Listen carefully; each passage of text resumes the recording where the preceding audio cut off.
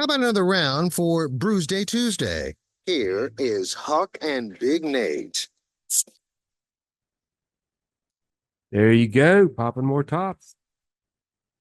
Welcome back. More Brewsday Tuesday, brought to you by the Cellar Restaurant and Six Pack Store. So, this round, of course, we're doing year-old Christmas beers. This round, Huck brought in one that we had last year when we did our Christmas show last year. Do you remember that? Yeah, I do. That's one of beer I try to get every year. And I think I had two of them. I figure who this brewery is. Terrible, I can't see.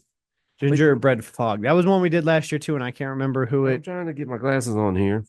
So, I mean, Oh, I got it. the- Abomination Brewing. yes, that's right. So essentially, what we're doing here is a really delayed vertical flight because we had it last year on our Christmas show, and now we're having it again here. Yeah, but it's the same beer, so it's the same a beer. horizontal flight.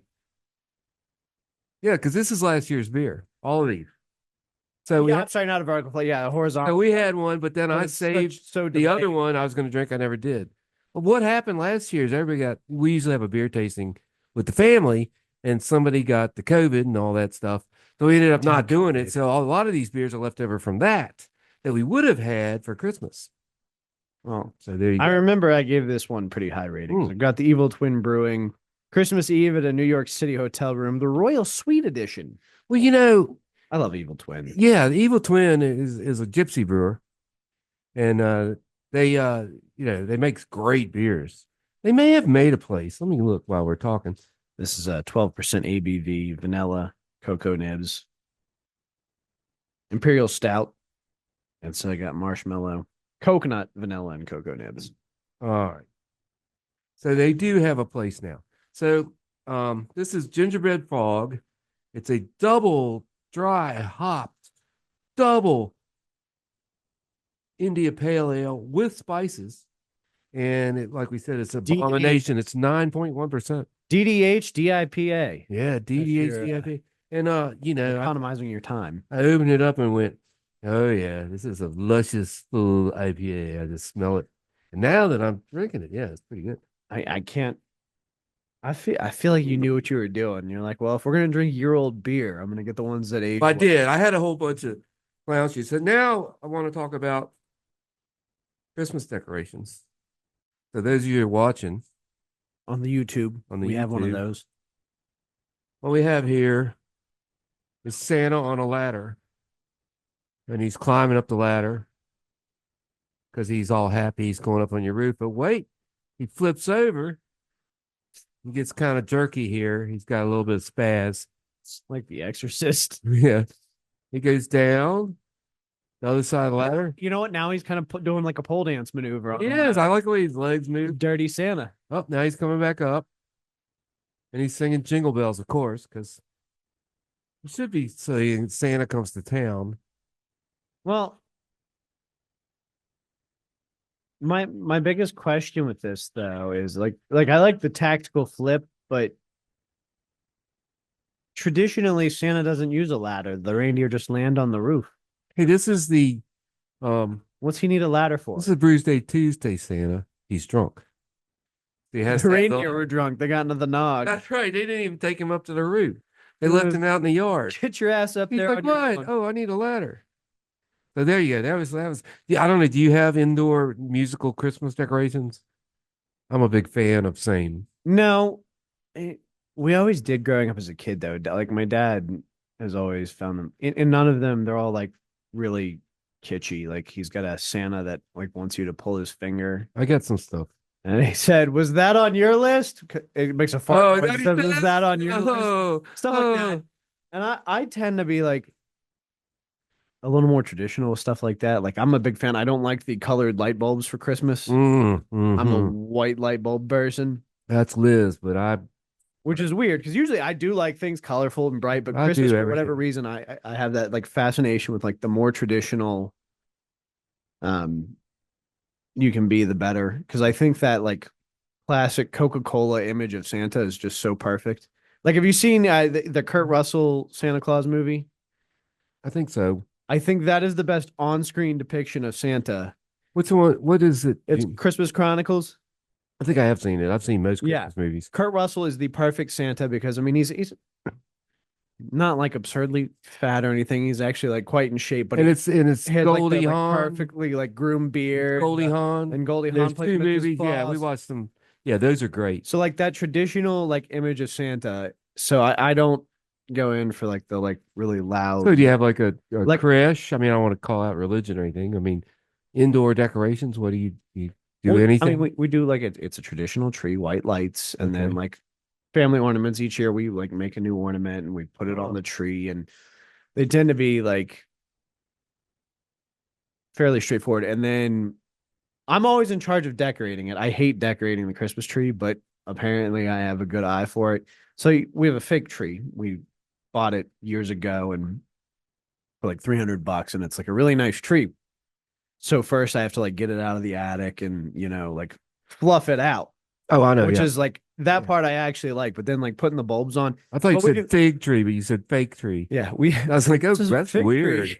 Just like Israeli tree. I don't know. But we do the plastic, the shatterproof bulbs. Yeah, of course. And I mean we just do silver, red, and then just run with that. We have lights. We have a snowflake lights that go in the house. We have the wreath, and we have a wall hanging that says "Let it snow." So we decorate It's very much outside. not like a kid's like No idea of Christmas. It's very boring. Well, see, my wife's a white light person, but when the kids got to be about 5 or 6, we changed.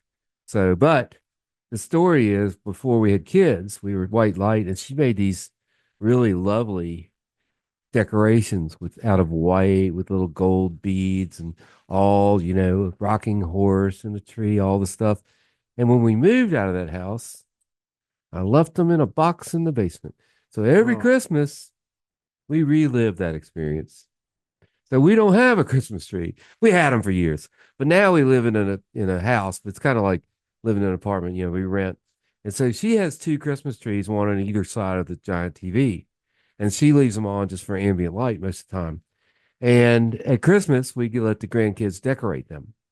So, and then we take them off. We keep a bag of decorations. So that's the extent of the indoor. I mean, we put in the Santa guest towels and the Santa placemats and Santa pot holders and stuff. But other than that, yeah, we don't do a lot inside. I will say the other thing, because we're terrible at taking down decorations. Like right now, our Halloween decorations are still up outside.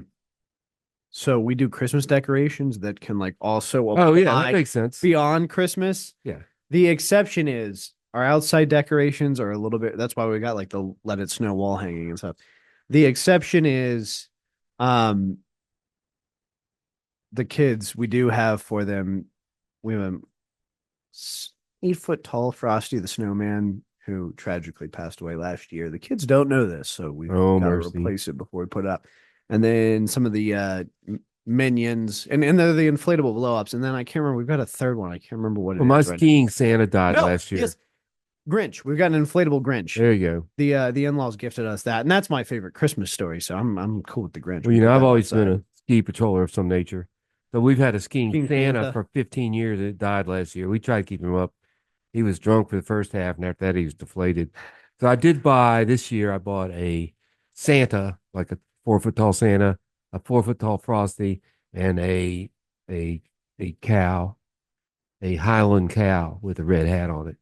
So those 3 are going to go up. I'm going to probably, I'm just now getting around to putting them up because I'm always late. Well, it's been cold last week. It was Yeah. cold, right? Yeah. Wind was blowing. Heck with it. This week I'll put them up. I'm glad we had this conversation because I always, when you're in the moment putting the decorations up, I hate it so much. Oh, I don't mind at all. But I really am like attached to our Christmas decorations. Well, every year I get better, like I'm going to put in cup hooks to hang the stuff on the porch this year. And that'll make it a lot easier. I was using a staple gun. Eventually the porch posts are going to fall down from the 50 million staples in them. The landlord I might not get my deposit back. I mean, I'll also decorate the RV for Halloween and Christmas. I put giant googly eyes in the front of the RV I love your googly eyes. for by the way. Halloween. Actually, I didn't put them in till late. I wasn't feeling well in October, and the locals called my daughter who works at the school and said, What's wrong with your dad? He no googly eyes. So I put them up. But we also for Christmas, I have a little tiny Christmas tree and all kinds of little Christmas decorations we put up inside the RV. Now, are those googly eyes essentially light up beach balls? Well, no, they're actually a googly eye light up, and from China, and you plug them in, and they blow up, and they got a light. Oh, and you all. plug. Okay, you plug them in. Yeah, they plug in. Yeah. So Yeah. yeah. I was hoping it was like So- like a so- battery powered beach ball because you could have so much So fun with those. when we travel, we put them in even, and then we just unplug them at night and they go down. But sometimes we leave them up for like a festival. Sometimes in the summer I'll put them up at like a festival. So they're kind of cool. They're like monster That's what I was eyes. thinking. They're very cool. Yeah. It's I believe you've got a picture of it up on the Oh yeah, Huck's you can Beer look Buzz on Facebook yeah, page. look on Huck's Beer Buzz and you'll find it. It's there. I'm I, gonna start posting more stuff I'd actually there. been meaning to ask you Again. about those eyes because I really Yeah, I feel bought like them those. from Temu I or might have to Amazon or get a somebody. set of those for our house for Halloween. Yeah, they're 'Cause really nice. The other I think day, they're 3 years in. I think. my we had watched Monster House because the seasons all blend together for us. And my Halloween decorations are still up. The other morning I was putting my son in the car seat to take him to school. And he said, Dad, I'm really sad our house isn't alive. Oh, And I said, oh, I'm not. But I think if I put googly eyes in the window, I think it will be. he'd be into that. Well, there's a Fire marshal's here. there's a Facebook page I follow. It's things with faces, and there's a lot of houses that have faces, and some of them if you put the eyeballs in those upper two windows, it would really Yeah. look cool. Ours would because we've got the two. We've got Yeah, our room. Yeah. So that's what you need to do. And then I need to get Oh? we're changing our Halloween decoration game next year. All right, what are you gonna do? Put some teeth on the front porch. Yeah, we had teeth And in the make it look- grill of the yeah. RV one year, but we didn't do that Yeah. this year. Yeah. I'm gonna need you to You send me the forget to link take them those. off; it overheats. I'm gonna need you to send me the link to those googly eyes. I will see if I can't find that. We're gonna up our decoration game. There you And- go. So, in addition to our wedding planning business, we're Yeah, interior decoration business. Now, decorators. there's a whole decoration business. People come put up all your stuff for you. Maybe you should do that. There are people, like mostly like yard guys, they'll come up and put all your decorations up for you. I have a good eye for it, but I hate it. Take them down. We'll tell them what to do. It's like painting it. See, I'm old. Yeah, I need to delegate. I have people that work I'll for make me. the I, most money. I sit in a I'll lawn delegate. chair with a beer and I point. Oh, do that, do that. I mean, we even fix stuff. Like, you got to take those 4 screws out of the back of the dryer, unplug it. I said, unplug. Oh, man. No. Would somebody unplug him? Anyway, so I help them, but I don't do anything. I have all the tools and the knowledge. I have the experience. We can fix almost anything. So we're done. You're looking at the clock. No, you can something moved on the computer beside me. Ah. You can learn anything and fix anything, and I feel like people Oh, YouTube is your friend. it's crazy to me. Generation Z right now. Like, did you know kids like have trouble typing because they don't teach typing in school anymore? Well, I never finished. And they're I used to the type dropped screen. out of typing. I wish I had not. Um, I finger typed. So I was a banker, right? And one day this guy comes in and get a loan. I'm finger typing his information in, right? I'm pretty fast. And after I finish, he looks at me and goes, "You probably make 5 times what I make." And I said, "Well, I don't know if that's true. We bankers don't make as much money as you think." And he goes, "And I can type." I was like, "Well, I only need to type a few things: your name, social security number, and address. The rest of it, the computer does." that's one of those if gun to your head and you have to like perform a task like Yeah, perfectly. yeah, yeah. You're fast. I could type without looking at the screen with my eyes closed even and like Yeah, perfectly I type watch you. You're fast. Yeah. sentences. I've always been comfortable with the keyboard, but YouTube is your friend is where I was kind of go with that. Is now we've got kids who can't type and they don't know how to search Google properly. And it astonishes me because I was right there on the cusp. I was there for the rise of Google, the rise, first Yeah. we had Ask Jeeves. And it's just something that's become so commonplace for me, but they don't teach it in schools. But we were forced to sit there and learn word processing, Well, the computer skills. I have an interesting story along those lines. Is I'm elderly. I'm definitely, I'm on Medicare. We found out last week that you were a baby boomer. I'll be 70 at my next birthday in 6 months or so. Okay. But I went to college in 1974 and I took a class called Intro to Computers. And we had these cards, punch cards, and we typed in them. So then I went back to college. I dropped out after 2 years, a little less than 2 years, had some troubles, went to the beach and never came back. In any case, that's another story. But I went back to college 15, 20 years later, and they go, well, you had that on the quarter system, and now we're on the semester system, so you need to take that again. So I took Intro to Microcomputers at Virginia Western College. At the beginning, this is like 15 years after I was in college. So I took that. It was just really good because I learned all about Excel and Word and all that. Well, so fast forward 6 years, I'm getting ready to graduate. I think it was 96. And they go, oh, you need one more class. I'm like, what? And they go, well, you can actually take Intro to Microcomputers again, and that'll satisfy the requirement if you take it here at Radford instead of at Virginia Western. And I went, okay. So I show up to Intro to Microcomputers, and the guy is this same guy that taught at Virginia Western. And he goes, I've seen you before. I'm like, yeah, I took your class like 6 years ago. And he goes, all right, well, here's a new book. Just go do the exercises and mail them in once a week. You don't even have to come. I'm like, okay. And I did. But what I'm getting to is that I am like you guys, I'm 20 years behind my time. In other words, I'm the same as a 40, 50-year-old, is that I know all about computers. And I remember when we used to alt binaries to download, dirty pictures. Now we can just go and look for them on Twitter or wherever.